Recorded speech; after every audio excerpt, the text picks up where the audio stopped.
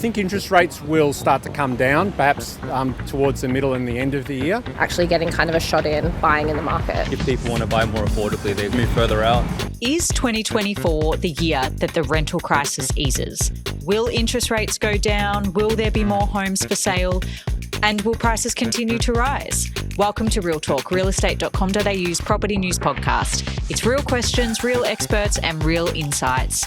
And today we're going to be talking about how we think the market is going to look in 2024. We spoke to a few people about their thoughts on the year ahead. I just think the demand's too high. I think it's there. People know that they can get money. I think that the rental market in particular will stabilise, and I actually think rents might come down this year. A lot of people are kind of falling off an interest rate cliff this year. I can only hope that rents will stabilise a bit. Yeah, it's going to get worse before it gets better, I think. Joining me to unpack it all is Cameron Kusher, the Director of Economic Research at PropTrack, and Anne Flaherty, Senior Economist, also from PropTrack. Anne and Cam, thank you so much for joining me. I always love having you both on to share your insights.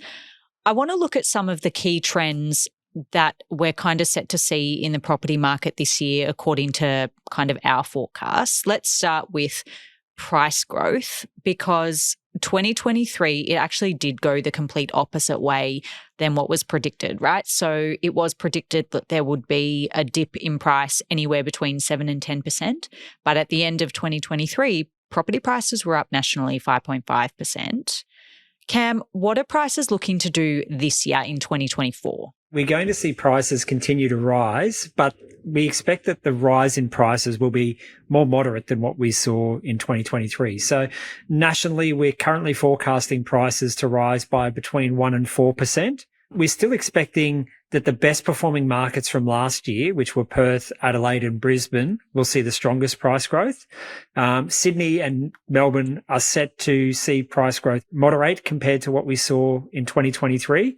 And then the smaller capital cities, we're forecasting pretty negligible price growth or even potentially some moderate price falls. We're going to see some tax cuts in the next financial year, and they are going to benefit the high income earners. Do you think that this will place a demand on higher price property? The implementation of the stage 3 tax cuts was certainly part of our thinking. Of course, they have changed now. So the higher income earners were going to get about a $9,000 tax cut previously. Now it's only going to be about a $4,500 tax cut. But those tax cuts have been broadened, and now lower income earners do reap the benefit of it. So I think net, it probably won't really change our forecasts at all. But what you might see is not as much strength as we are anticipating in that top end of the market, and maybe a little bit more strength at that lower and middle end of the market as those tax cuts go live from the middle of this year. And what are your thoughts on price growth? Are there any other factors that you think will play a part in this? I think it comes down to supply and demand. We're experiencing very strong population growth. I think interest rates are also one to watch this year. The fact that we saw property prices so resilient over the past year, and in fact they even grew despite interest rates continuing to rise, really speaks to the resilience of the market.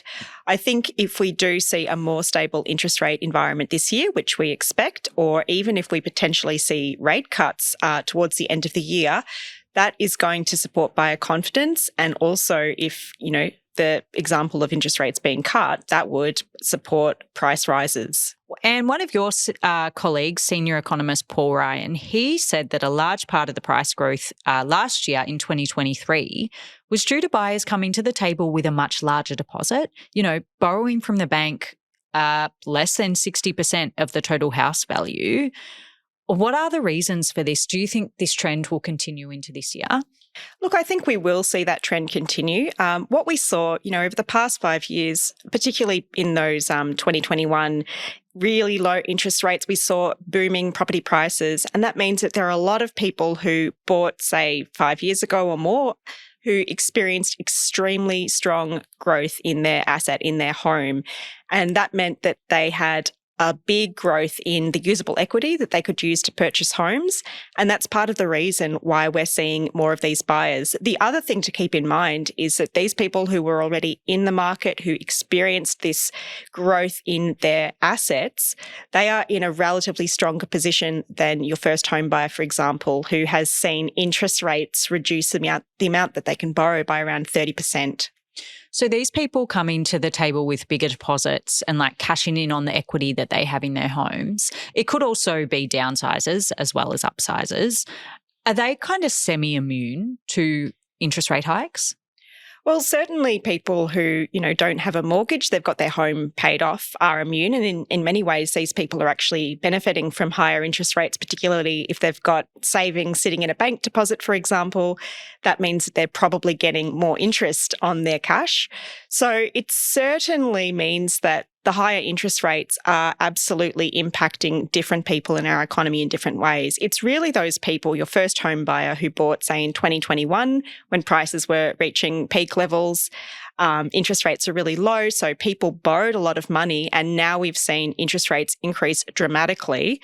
So a lot of these households are really feeling the squeeze. Cam, do you think there's any capital cities that will go backwards in price growth? Based on our forecast at the moment, we have a possibility that a market like Hobart would see price falls. Our forecast is for a fall of up to 2% or an increase of up to 1%. In Canberra, we're expecting pretty flat conditions. So we've got a -1% to a positive 2% increase in that market. And Darwin, a -3% to 0% change in prices in 2024. So I think if anyone's likely to go backwards in price, it'll be those smaller capital cities. Maybe Melbourne, but just because Melbourne's price growth has been so sluggish over the last couple of years. And as more stock has come to the market in 2023, we have seen that rate of price growth slow. So if you continue to see a high level of stock becoming available for sale in Melbourne, maybe we do see a moderation in prices there. But I think elsewhere, it'd be pretty unlikely that we see prices fall over 2024. So why would a price fall though? Somewhere like Hobart, for example, a really strong market from about 2015 onwards. The thing that really drove the Hobart housing market for a long time was that it was so affordable. Mm-hmm. It's now more expensive than Perth, more expensive than Adelaide. Prices are pretty similar to what they are in Brisbane. We're seeing a lot more stock on the market in Hobart. We're seeing less interest from people interstate wanting to buy in Tasmania because it's just not cheap anymore like it used to be. Mm. In a market like Canberra, there's been quite a lot of housing stock added to that market. So that's eased the pressure on property prices in Canberra. And in Darwin, it's so reliant on transient workers coming into that market. So I think that's why we've seen that weakness in the Darwin housing market. But Darwin just by nature is an extremely volatile market because it is a small market and there aren't a lot of transactions that happen. But basically what would cause prices to fall overall is reduced demand and a heightened level of stock available for sale. What do you think we're set to see in terms of stock levels this year? Because 2023 was pretty much a nightmare for a lot of people. There was quite low stock to what we've seen previously. I like to think of 2023 as a year in two parts. So the first part of the year, we were seeing extremely low volumes of new listings coming to the market. And then it got to the middle of the year, and particularly in Sydney and Melbourne and even in Hobart, we started to see a lot more stock coming onto the market. Keep in mind, this was the point in time when interest rates were still rising, but the pace of interest rate increases was slowing. It looked like we may have actually already reached the peak in interest rates in the interest rate cycle. Of course, we didn't. We did get further rate hikes after that, but all of a sudden there was a preparedness from people to put their properties on the market in those cities. We didn't see those conditions replicated in places like Brisbane, Adelaide and Perth. In terms of this year, I guess my big questions are, we've seen 6 months of really strong new listings in Sydney and Melbourne. How much longer has that got to run? I would be very surprised if it's got another 12 months to run. The other question is, in Brisbane, Adelaide and Perth, will the stable interest rate environment it now looks like we're going to get, at least for the first 6 to 9 months of this year, will that start to give people the confidence to put their properties on the market? And I guess the proof will be in the pudding. The feedback we're still getting in those markets is, we can sell our property. We know we'll probably get a good price for it, but there's nothing on the market. So what am I going to move into? And the rental market is so tight. Remember, each of those cities have a rental vacancy rate below 1%. If we have to transition through the rental market, where do we go? And we're not going to cry poor for homeowners, but I think it's one of the things that is forgotten with this really tight rental market, that a lot of people sell their property first and need to transition through the rental market for 6 to 12 months while they're looking for their next property. And it's very hard for people to do that at the moment because that stock level is so tight. And who do you think this will affect the most if we are set to see lower stock levels again? Look, honestly, I think this is going to affect everyone in the property market. I think that whether you're a renter, you're in a situation where you might think twice about moving into a different rental property because you know that you might face a jump in your rent. You know that it's incredibly competitive out there.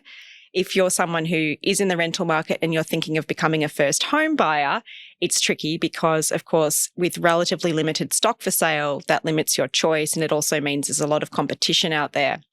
Then, of course, as Cam mentioned, for those people who already are in a house and perhaps they're looking to sell and move somewhere else, they are probably thinking about the fact that, what if they don't find that next house quickly? What if they do have to move into the rental market? How much is that going to cost and how hard is it going to be to actually secure an appropriate rental property? Cam, is 2024 set to see more of a decrease in construction and more of a delay? Dwelling approvals are at record low levels. The number of dwellings under construction is actually pretty close to a record high level. So there's still a lot of people waiting for those houses to be built. We still have a lot under construction, and that is going to thin out through this year. Commencements have really dropped quite significantly. We've already, over the last couple of months, started to see a little bit of a rebound in dwelling approvals. It's not huge, but it is a little bit of a monthly increase in dwelling approvals. I think things will be slightly better this year, but keep in mind that from July of this year is when the government needs to start delivering on that 1.2 million homes they want to build over the next 5 financial years. And I think we're going to be a long way from where we need to be in terms of monthly approvals, quarterly commencements from where we need to be. So whilst I think there might be a slight uptick in construction this year, at least commencements, maybe not completions, I don't think we're going to be building close to the amount of housing we need. Building costs have gone up so much. Labour costs have gone up so much. Labour shortages are there because there's so much infrastructure construction going on. And then equally, interest rates are the highest they've been in 12 years. So, finding enough buyers to get the green light on a project to go ahead and construct it is difficult. And then developer and construction finance is a lot more expensive as well. So making all of this stack up in this environment is extremely challenging. What's the effect on the market, though? It does put a floor under how far property prices could potentially fall. And I think over the longer term, the longer we continue to build fewer houses than we need, the more pressure it's going to keep on property prices rising. And I do think at some point we are going to see a strong upswing in new development happening. But unfortunately, I don't see that large upswing happening in 2024. It's probably more of a 25, 26 sort of prospect at this point. Let's move on to another trend that we've forecast is based around affordability. Housing affordability is at a 30-year low. So, Anne, are there any areas around the country where you think will become more unaffordable than others? Look, in general, I think that where we do see populations grow and more people moving into, that pushes demand up and that pushes property prices up. I think that we are going to continue to see that trend of particularly first home buyers or people looking to upsize for their first family home, for example, move further out or else make the compromise of a smaller home closer to their ideal suburb. So I think we are going to see more compromise this year. There's always areas that are going to be more affordable than others, but of course, they're more affordable for a reason. There's tends to be fewer people looking to move into those areas. So I think that we are likely to see, for example, more suburbs tick up into that, $1 million level or whatnot. And of course, for the first home buyer that is facing really high interest rates at the moment, has to pull together a higher deposit than ever, they're probably going to have to make a bigger compromise on what they're willing to buy just to get into the market. If capital cities are becoming more unaffordable than regions, or if the regions are actually becoming more unaffordable, how's that going to affect the wider market as a whole? I think it just means that a lot of areas around the country are going to continue going up in value. We do anticipate that prices aren't going to grow at the level that we saw them grow last year. which, might give people a little bit of a breather, particularly if we do see interest rates come down a little towards the end of the year. But ultimately, we are seeing the population grow very strongly. And unfortunately, the speed at which new housing is being built is not looking like it's going to keep up with that population growth over the coming years. Whether you're a renter or you're looking to buy, you're probably going to face higher housing costs. What other effects will affordability have on this cohort of people, the first home buyer group, rather than just having to adjust expectations? The main result is that people can't buy the property they want. People that maybe aspire to be able to own a house are not even going to be able to do that. So they're going to have to downgrade their expectations to a townhouse or an apartment. I think sort of broader societally, it does have challenges as well. So I think we can see people are starting families a lot later than they used to because they aren't in a house. They don't have that secure tenancy that they need. And I think, people are going to re-examine what's really important to them. So I think, we talked about regional areas, and we know that during the pandemic, a lot of people moved regionally, but, maybe businesses that give people flexibility to work outside of the capital cities, people will be more inclined to go and work for those businesses because that's where housing's more affordable. People are going to have to take the option up for smaller properties, and probably in locations that are not as desirable as what they would like them to be. We did speak to somebody about housing affordability and how it's affecting them personally at the moment. As like a renter, like the anxiety that you have of having a rental property, I'm really hoping that, in my situation that I can stay at my house, because looking for another place just isn't really the ideal. It might be listed for 500 and you go and there's like 30 people there, and then you leave and, someone can offer 3 months up front and has offered more on the house. It's been really hard. That renter is doing it quite tough in terms of the rental market. But what we've spoken about previously is the jumps in rent can be attributed to the jumps in interest rates and landlords needing more money to cover the costs of their rising mortgages on these investment properties. Cam, you're all over interest rates. Can you give us the goss? What's happening with rates this year? At the time of recording, we just got the latest CPI data for the December quarter. CPI is the measure of inflation in the economy, and inflation's been one of the big problems in the economy at the moment. We've seen right around the world, inflation has taken off, and that's basically the reason why interest rates have increased. So the latest inflation data had a headline inflation at 4.1% over the year and underlying inflation at 4.2% over the year. That's still outside of where it's supposed to be. It's meant to sit between 2 to 3% over the medium term. So we're outside of the target range. But the current Reserve Bank forecasts were that inflation, both headline and underlying inflation, would be 4.5% by the end of 2023. So inflation's come in below those expectations. So that significantly reduces the likelihood that we're going to get further interest rate increases. Interest rates are still a lot higher than they've been in a long time, but I think that is going to give people a bit more certainty. But I think there's a clear signal that interest rates have likely peaked. For the moment, it certainly looks like there's no reason why the Reserve Bank would be lifting interest rates. If things don't stabilise and we actually do see more interest rate rises in 2024, what could be the possible effects? We have already started to see property prices slow down at the speed at which they're growing. I think that if we were to see interest rates rise further, that would be a real shock to consumer sentiment, how people feel. We know that consumer sentiment, how people feel about the state of the economy and their own finances, has been in the doldrums for, close to 2 years now since interest rates started rising. And I think that if we did see interest rates rise again, it's going to be a blow to confidence. We're going to see more uncertainty, and people are going to be, more hesitant to bring their properties to market or even to purchase a home. Cam, what's the magic cure to loosen the rental market?